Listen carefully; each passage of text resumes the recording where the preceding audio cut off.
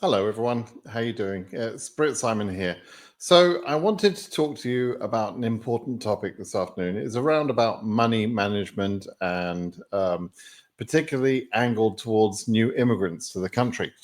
Um, I think probably most people outside the USA, as they're coming to America, they probably have an impression that Americans are very wealthy people and that they can come here and they can enjoy a lifestyle just like Americans, and everything will be wonderful. They'll live in nice houses, they'll drive nice new cars, they'll go on foreign holidays and all of that, right?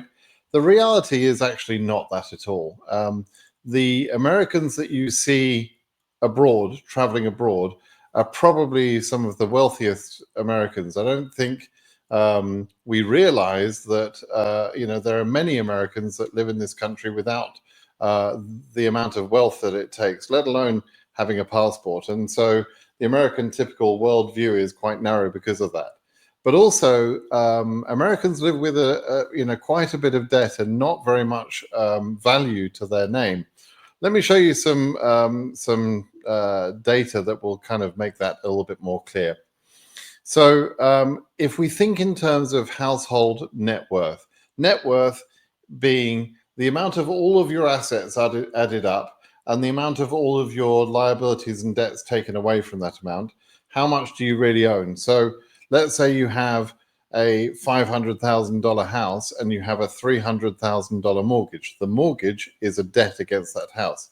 And so if that was the only asset that you owned and that was the only debt that you had, then your net worth would be $200,000. The difference between what the house is worth and the amount of money you owe on it. Okay. And so that's what net worth is. It's all of your assets added together. So if you've got cash in the bank, or if you've got stocks and shares, or if you've got vehicles that you own, etc., a house, all those sort of things, less the amount of liabilities or debts that you have. Okay, that's net worth, and that's a good way to look at how you're doing in life in terms of whether you're getting ahead, right?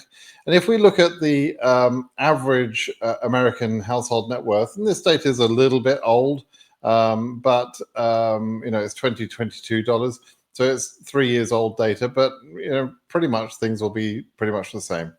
You can see that the looking at this data, the 10%, the 10th percentile has basically no net worth. So 10% of Americans have literally no net worth at all. They're in negative numbers, essentially. The bottom 25% of people have a net worth of under $21,000. That's not enough to survive even an uninsured medical claim, for example. If you go to a hospital and someone who's got a $21,000 net worth probably doesn't have health insurance, because those sort of people are living paycheck to paycheck. So someone in that position, maybe they're in their own car, but they're probably renters.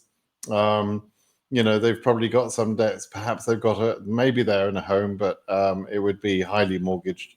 And so, 25% of Americans have only $20,000 or so to speak to. 50%, go to the 50th percentile, and you've got an average net worth of $162,000. That's not a lot of money in terms of, the value of all of someone's assets less their debts. All right. And as you go through, you can see that, yes, of course, there are some very wealthy Americans. The top 10% of Americans certainly are millionaires. There's going to be many multimillionaires in that top 10%. And of course, the top 1% are, according to this chart, people with a net worth of above about, call it $12 million. So that would put someone in the top 1% in terms of their net worth. But the other aspect that I want you to think about is typical American debt.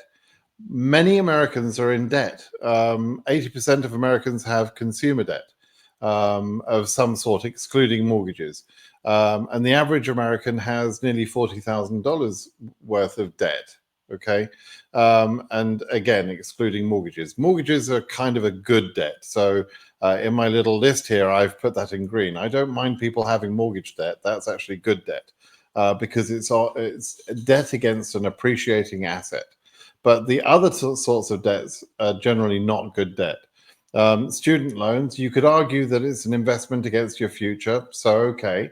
But student loans in this country can be massive. It's very common to encounter young people who've got tens of thousands of debts, typically $70,000, $80,000. But if you go through certain sorts of professional training, you can find people who've got $100,000, $200,000, $300,000 worth of student debt.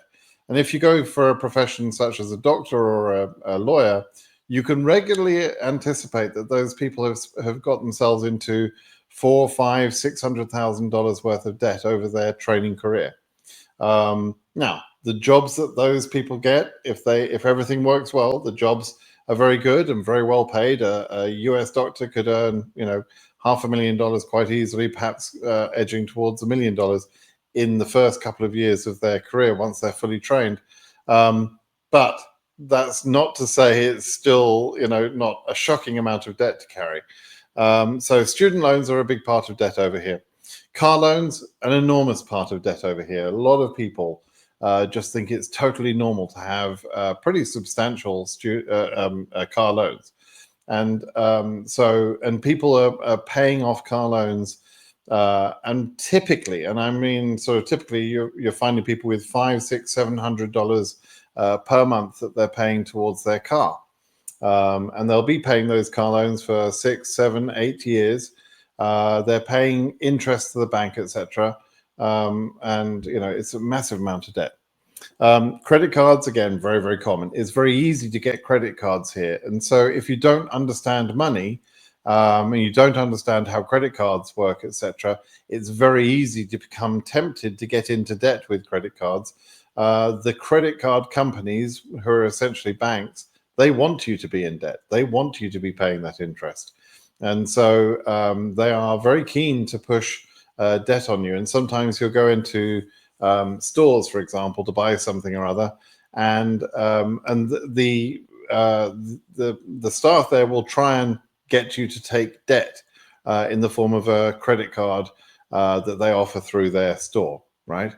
And they'll entice you. They'll offer you things like 10% off everything you spend today if you just apply for this credit card, or you apply for this credit card. You've got very good odds of approval. And many people do that, and before they know it, they've got multiple credit cards, and people get into trouble that way, and I'll explain how. Personal loans. Some people take personal loans for all sorts of things, and also medical debt. So if you do have a health event in this country and you don't have adequate insurance, there will be a debt created against your name. And if the hospital or the doctor or whoever is providing that care feels they can come after you for that money, if they think you've got money, they will continue chasing you for years and years and years, right? And so, you've got very little protection against that. And quite a lot of the bankruptcies that happen in the USA are from medical debt. It's a horrendous concept. And it will be very foreign to those of you from Europe, for example, where you don't have to think about medical debt because there are socialized healthcare programs in those countries where if you have a health event, you get fixed up, you get treated, and you don't see a bill, right? But over here, if you were to just trip over in the street and break your ankle or something, you may need an ambulance to come and take you to an emergency room. The ambulance ride will cost you about $5,000. Once you're in the emergency room, you could expect to get a bill for that later of between $15,000 and $30,000 for a broken limb, broken bone, very typical amounts. And so it's very easy to find yourself with medical debt if you didn't have adequate insurance. Okay, so what I'm trying to say here is it may seem rosy to look at Americans and say, wow, they've got a lot of money, but 80% of them have debt. There's a commonly sort of touted figure that nearly 80% of Americans could not afford a $400 emergency expense without going into debt, which means they don't even have a few $100 pay period to pay period between paychecks if their car engine blows up or something, or they get they have to replace the tires on their car or whatever else. They don't have that money. Okay, so I would say 4 out of 5 Americans don't have the sort of money that you probably think they have, right? Now, you wouldn't know that from looking at them and their lifestyles. They'll be out at restaurants, they'll be driving a smart new car, they'll be dressed nicely perhaps, or wearing a nice handbag. They might be holding a $1,200 phone in their hand, but they've got no money to pay even an emergency bill. That is pretty common, and it's just a simple mistake that they're making in life that they don't really understand. Now, what becomes then very common is you will hear of Americans who get bogged down, get depressed, get upset and unhappy at their lives because they're constantly unable to get ahead. They work hard. Maybe maybe if it's a couple, maybe they've both got jobs, but they're living paycheck to paycheck. They don't have any savings. They're not saving towards retirement. They are unable to take holidays or do the things they would like to do without going into debt. And you'll find there are sort of movements, like there's a movement called the FIRE movement, which stands for Financial Independence, Retire Early. The FIRE movement is just a sort of a way of living that says live simply, invest as much as you can, save your money, and retire as quickly as you can with as much money as you can, rather than working in the rat race until you're 70 years old and struggling to pay the bills all your life, right? And I do know of people in my local area where average incomes are certainly well above $100,000, more like $150,000 for most people. And I've seen retired folks who worry about bills, etc., because their income is fixed, and the cost of living increases dramatically, and all of a sudden an economic crisis happens, and those people are retired. I know of people when I go into some of the stores locally. It's very classic, very normal thing to see. For example, if you go into stores like Walmart or Target, you'll see very old people working in those stores. Sometimes you'll see employees of Walmart who are in their 70s and still working, and they're doing that because they didn't put themselves in a strong enough position through their lives. Right. The other thing that you will find, and this is the point I want to sort of get onto, is you'll find people who are struggling to understand how to get out of debt. And so they contact radio programs, for example, and internet YouTube programs like Dave Ramsey. There's a guy called Dave Ramsey who takes phone calls live, does a YouTube video. He's a bit more successful than my YouTube video. He's got a few more subscribers than me. He's very well known. He's a multi-millionaire personally, but he's got very simple perspectives on how to live life in a debt-free manner. And so people call in, and you should Google this, or you should look on YouTube and just listen to some of the people calling into Dave Ramsey's show with very normal problems. And their problems are they've got debt, and what sort of debt do they have? And you'll hear time and time again, they've got student loans, they've got medical loans, they've got credit card debt, they've got car loans. And sometimes it's quite horrifying to listen to people who really didn't realize they were getting themselves so far into debt. So how do you avoid being the person that calls Dave Ramsey within 2 or 3 years of you emigrating to America? How do you avoid being in that position, right? And this is really what I wanted to talk to you about. I wanted to sort of explain to you how you can avoid being one of those people that needs to call into Dave Ramsey and get that sort of debt advice. Okay, so Um, Financial control is obviously essential. As I mentioned, it leads to stress and worry. It can cause relationship problems, etc. Being in debt and being out of financial control can restrict your ability to borrow money in order to buy a home, and that's an important time when you do want to borrow money to be able to buy a home, right? And sometimes you won't be able to get medical insurance, and your retirement options will be more limited, and so on. And perhaps you're not able to help people in your community, perhaps sending money back home, perhaps people that you'd like to help through your church, or helping the church and tithing through the church, and so on.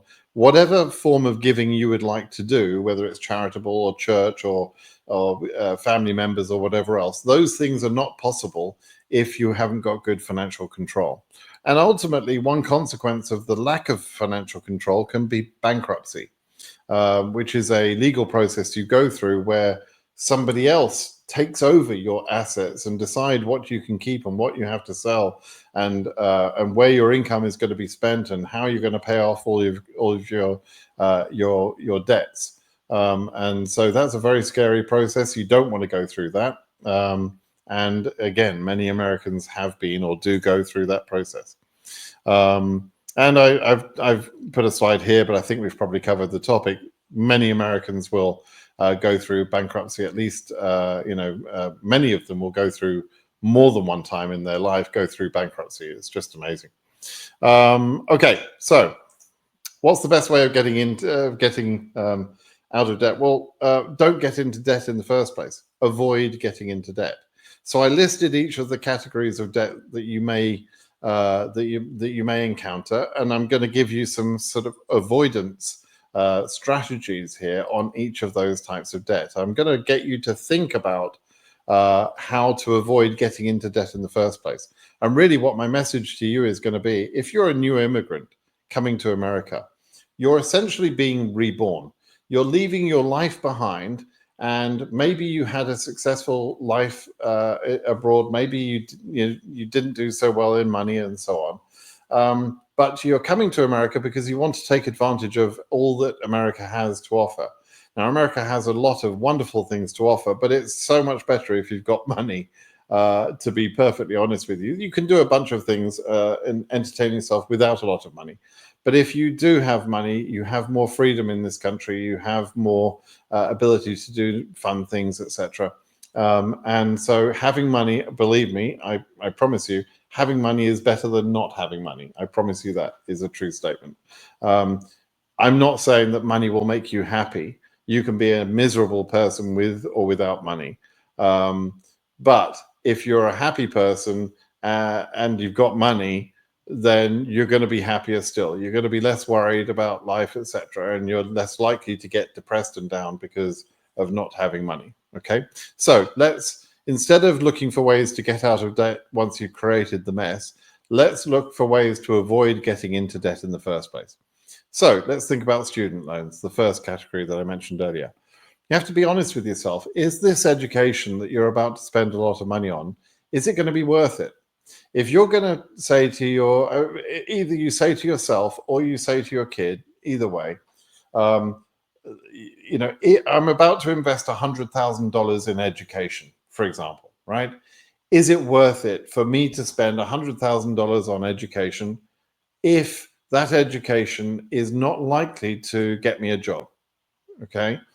So you have to question whether it's worth it. Now, if the education is worth it, if you're extremely smart and you've got good possibilities of, let's say, being a doctor or a lawyer or in engineering, IT engineering, for example, then yes, you can certainly spend an appropriate amount of money on your education. It might be a very large number, but at least you know at the end of it, you're going to get a job which will be well paid enough in order to pay off that debt. So it's an investment. But for you, you need to make sure that you have good options when you go through this educational debt. If you're going to take on that debt, make sure it's going to be worth it. And quite frankly, if you're doing a degree which is a non-vocational degree, it's just a general degree, Let's say you're going to do something that is not specific to any particular job, but it's just something you'd like to do. I don't know. Let's say art history or something. I'll pick on art history. That's going to annoy some people in my life, but let's say art history. What are you going to do with an art history degree? You'll probably enjoy getting that degree. Sure, you'll go to university or college and you'll have a great time and you'll be able to, enjoy that part of your life. But when you come out of university with that degree, what is that degree going to do for you? Is it going to get you a job? Probably not, right? And so unless you've really got a plan to use that degree, don't do it. Don't just do it because everybody else does it. Think about whether that really makes sense for you. Okay. Choose the college you can justify and afford. Okay. So that being able to afford college, in my view, means that you're able to pay the bills as those bills come. And so, yes, you have your educational costs, but you're able to pay those off because you've also got a job. And so you're working a job at nighttime, you're going to college during the day, or vice versa, and you're able to pay your basic expenses. You live simply somehow. You live at home, or you live with friends, or whatever it might be, and you study your degree as well, but you work, and so you pay off your debts that way. That's one way to be able to afford the education. Use the community college system. There are community colleges here.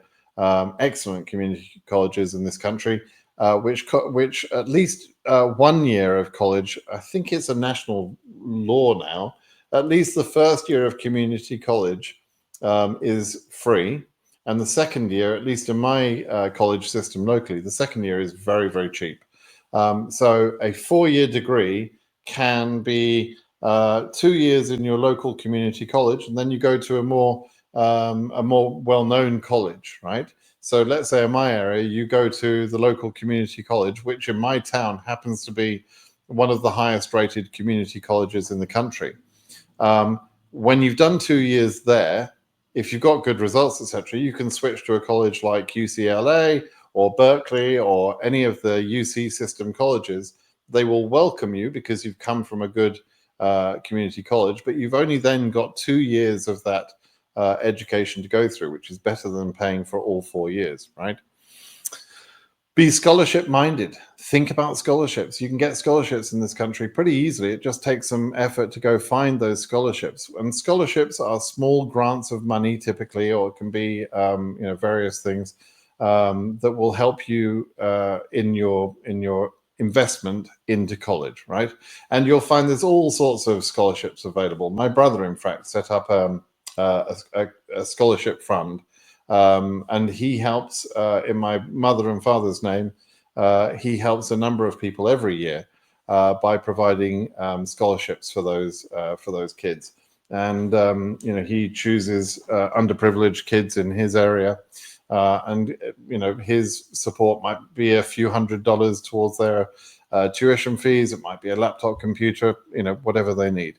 And so there are many people just like that in the States that are actually willing to give small scholarships, and it's simply for the want of asking. You just simply have to ask for it, and you have to apply for that. And you can, if you put some effort into it. Some people have found they've fully funded their complete degree process by applying for scholarships. I already mentioned planning to work your way through college, and if your parents can help you if they're not helpless, right? But if your parents are helpless as well because they didn't save money, then they're not going to be able to help you very much. Okay. Car loans. Let's talk about car loans. This is a particularly annoying one for me, and I'm actually going to produce a video solely on this topic about how to buy a car and how you should be driving a car. But I'll cover a couple of key points here. If you drive a car, you drive the car you can buy with cash. Yeah, okay. The car you can pay, that doesn't make sense. That's not good English, but drive a car that you can pay. Buying it with cash is, I think, what I'm trying to say here. So basically, if you're going to buy a car, you can go to a car dealership and they're going to try and push you into an expensive car, because the more expensive car, the more money they make, right? But what I would suggest to you is, especially as a new immigrant, plan that your first car is going to be a $5,000 car, maybe $10,000. You can get a perfectly good car between $5,000 and $10,000, perfectly good car that will run for years, and look fine, absolutely fine, and do the job. It'll get you from A to B, and it will be reliable and so on. You can definitely do that. There is no need to go out there and buy a brand new car at $50,000, which is about the average price of a car in America these days. I think it's $47,000 is the average price of a car. There's no need to go and buy that brand new car. And I don't know if you understand this, but cars depreciate faster than they go, right? Their 0 to 60 times are pretty impressive these days, but their $50,000 to zero time is even faster. And so you don't want to get involved in that sort of depreciation, believe me. If you must finance a car, then you should be planning to pay off that finance within 1 year. If you're not able to pay off that finance charge within 1 year, then it probably means you're buying too expensive a car. Okay, so it should be related to your income. In fact, Dave Ramsey says you should have no more than 25% of your annual income in vehicles, right? And if you need two cars for your family, then you've got to add the value of those two cars together, and that value should be much less than 25% of your total annual income, right? So if you want to buy a $50,000 car and you earn $100,000 a year, which is a good salary in America, that's too much car. You've spent too much money on a car, okay, and it's going to keep you poor. And I'll explain in my other video on cars in particular. I'll explain why it will keep you poor. Okay, save some money for repairs. There are some repairs you can't do yourself, but also learn how to maintain the car yourself. You can change your own oil. You can keep your tires pumped up. You can check the water levels and everything else. There's basic stuff that everybody can learn to do to look after their car, right? Do that. And then if you have something a little bit more complicated, yeah, do that too. Think about how your parents and grandparents would have operated with a vehicle. They would have learned to fix that. I remember being in America, in Miami. I think it was in the first year I was here. And I met this Cuban guy. I think I had some car trouble or something. And this Cuban guy came and helped me with my car. And basically, he knew ways to make that car work, even when the manual would say that car shouldn't work, right? He disconnected this and he disconnected that, and he connected a couple of wires together. He said, there you go. I've bypassed that because that thing is causing a problem, but you'll be able to drive home. Okay, so some people used to be able to keep cars going, and they would fix things, they would mend things, and these days we seem to have lost those skills. So relearn those skills. Okay, fancy cars need fancy insurance. So what I mean by that is, if you buy a brand new car at $50,000 or even a $20,000 car, because you've got finance on that car, you'll be required to get a more expensive car insurance policy than if you owned the car yourself. If you don't have any assets, if you've got no real net worth, there's no need for you to have an insurance policy that covers, let's say, $1 million of personal liability to everybody else. If you've got no money, nobody can sue you for $1 million, right? So there's no need for you to have $1 million protection. If you buy a car with finance, they're probably going to insist that you get $1 million worth of personal liability insurance, and that will cost more money. So fancy cars need fancy insurance, and it will cost you more money on a monthly basis. Okay, so there will be a follow-up video on this topic, and as I say, I'm fairly passionate about this one because I think it's probably the single biggest reason why people get into debt in this country is probably down to car loans. That's my perspective. Credit cards. I've created a video about credit cards already. My basic advice is this: credit cards are a good thing. They build your credit. That's wonderful, right? But when you get the credit card, if you spent, let's say you spent $2,000 in a month, they're going to send you the bill at the end of the month, and they'll say on that bill that you can pay the minimum payment, which might be, let's say, $50, or you can pay any amount of money you want up to the full amount, right? Now, if you only pay the $50 minimum payment, they're then going to start charging you interest on the amount of money you haven't paid, and it will roll over to the next month. And so the next month you spend another $1,000, you've carried over $1,950, you spent another $1,000, so now you owe $2,950. Interest has been added, which is another $100. So now you owe $3,150, let's say, or $3,050, and so on. It starts to snowball. Okay, so if you only pay the minimum payments on your credit card bills, I guarantee you're going to get into a mess. You will get into a mess. So my strategy is you pay off your credit card bill in full every month. So the bill comes in for $2,000, you pay off that $2,000. I can look at my credit card bills now. I think I've probably got, I think on one, I use two credit cards in the main. I think one of them has got a balance right now of about $6,000, and the other is probably about $2,000. That's pretty typically what I run. I run around about $8,000 a month. I pay those credit cards off down to zero every single month without fail, 100% of the time. I never buy something that I can't afford to pay off at the end of the month. Okay, and so you must think the same way.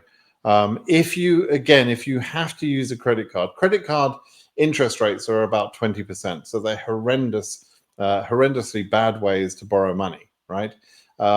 But if you have to buy something and you need some sort of flexibility of money, you can use that as long as you can make a plan to pay off that amount within 3 months at most. Okay, and then the amount of interest that you'll pay is not too bad. You'll pay probably a couple of percent per month, for the facility of having that flexible loan.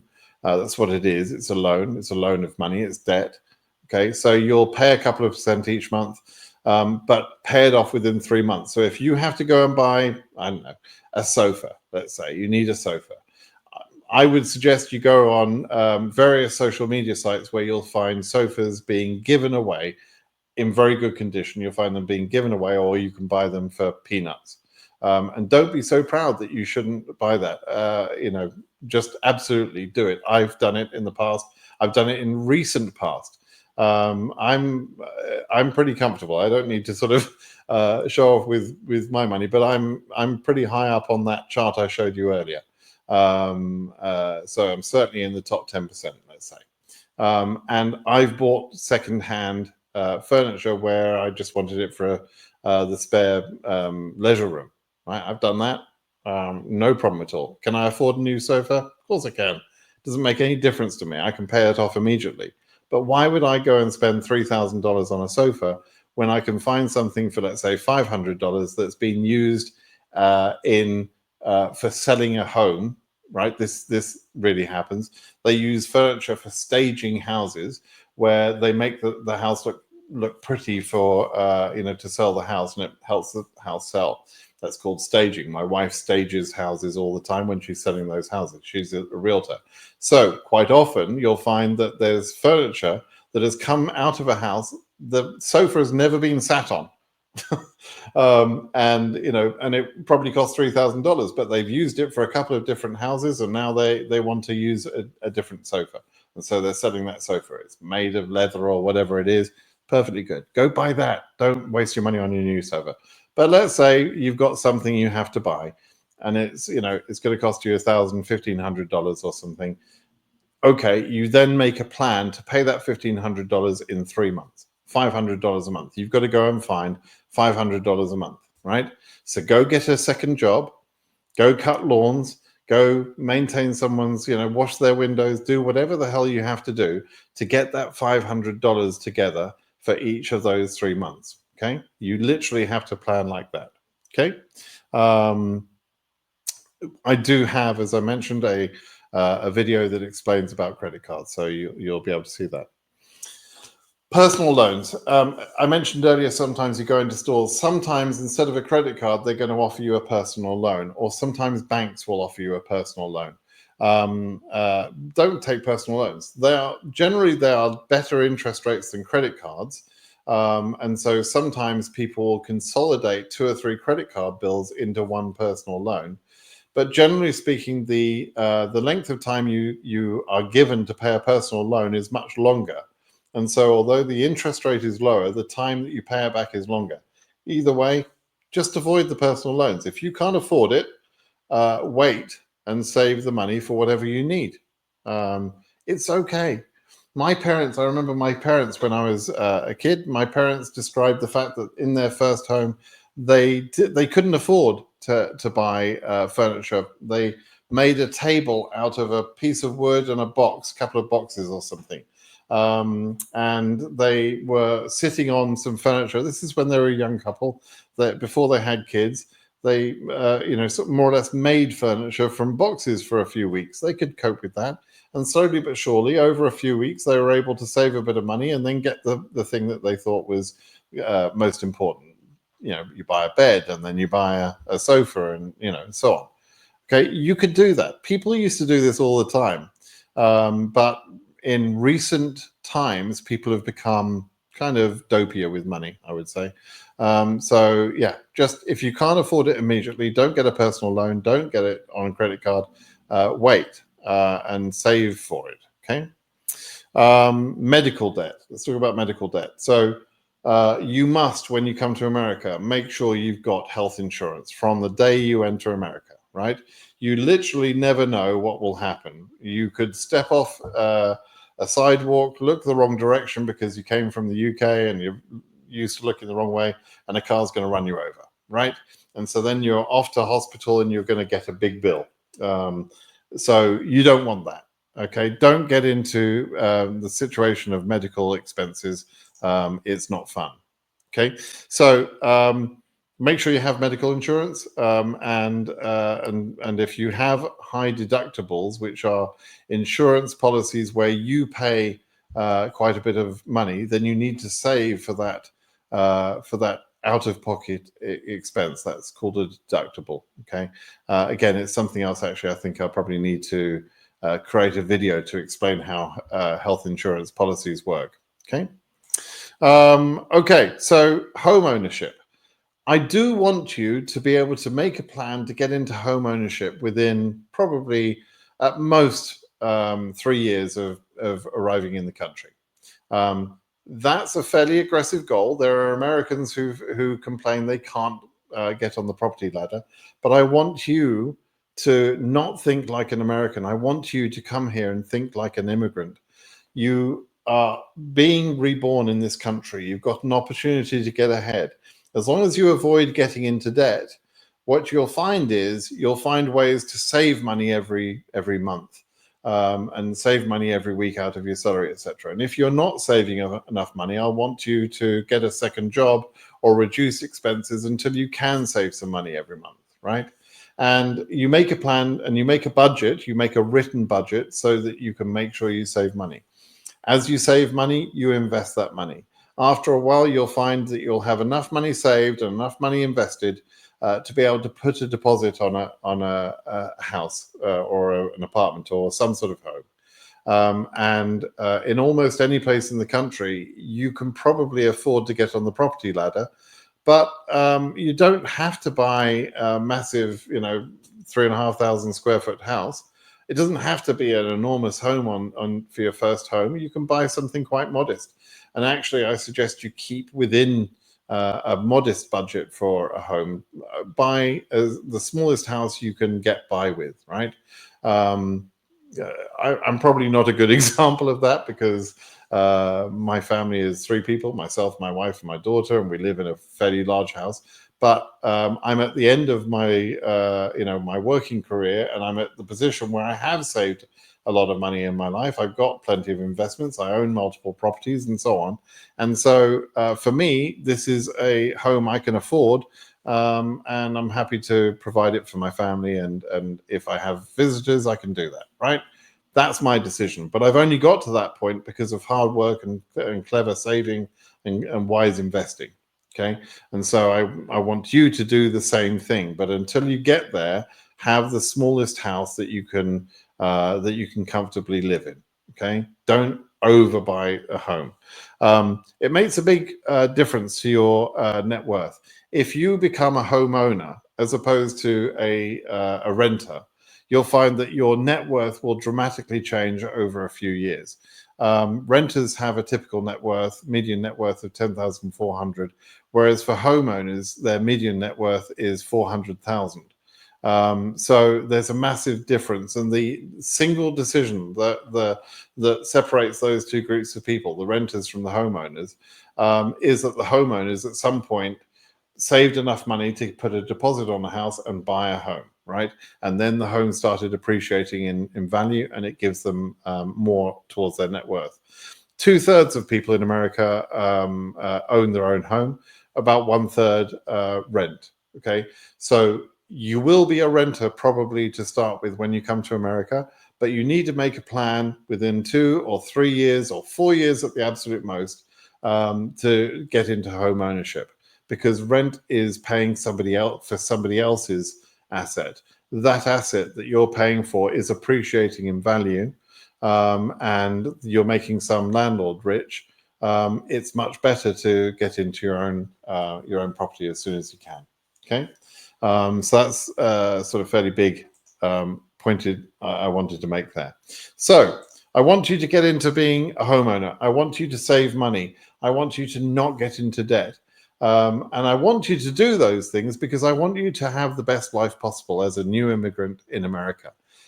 This is a wonderful country, lots of opportunity, but there's more opportunity, for those that are wise with their money. Right, and it's pretty easy to get into that top 10% bracket. Let me just go back again and show you the target that you're supposed to get to. Right,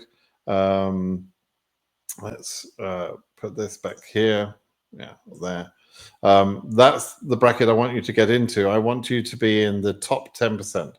So that means that in today's dollars, or 2022 dollars at least, you'd have a net worth of at least $1.5 million. I'm not saying it's not good. It is good, but it's really the minimum that I would expect you to be within a few years of being in America. Like, if you're smart, if you're wise, and if you're prepared to work hard, you can get to these numbers very easily. There is opportunity in America, so take advantage of that, please. It makes a big difference. That would be my advice to you. Okay, so I have another video that talks about credit cards, and I'd like you to go and look for that, and I'll put the link for that video in the YouTube description below this video. Okay, and I'm also going to do another video on car buying, and help you through that process a little bit. And I've got some suggestions about particular cars you should buy, and they're not terribly exciting. I suggest buying a Honda or a Toyota. That's it. I don't suggest you buy some big American car because they're a waste of money and they don't go around corners anyway. They're crappy cars. So go buy a Honda or a Toyota. They last for ages and they're good value. So that's what you do. And you buy one used between $5,000 and $10,000. That's going to be the advice I'm going to give you. But I'll explain more why I give that advice in a more detailed video that will really, I hope, make it clear to you the impact that that cars can have on your ability to get ahead. Okay, so that's going to be about it. If this video has been interesting to you, I suggest you subscribe to my channel. You're going to get this sort of information. You'll get other advice and tips that I can give you about other things living in America, how to find a home, the health insurance point that I was making. I'll create other videos about those things. And I'd like to help you through the first few years of your life in America. I want you to have your best life. I really do. It is a rebirth. I think that's a very important concept. It's a rebirth. Whatever life you came from, you're coming to something totally different. You may be coming from a country, by the way, where there is very little sort of money management even talked about or usual. And so maybe these concepts are very new to you. And so you might have to watch these videos over and over again to understand what I'm talking about. But please do that. It's worth it. A good life is there for you. It's ready for the taking. You just have to make it happen. And it's about planning and working towards that goal. Okay, everybody. Thanks then. Give me a thumbs up on this video, please. And don't forget, subscribe to the channel. Thank you. Bye-bye.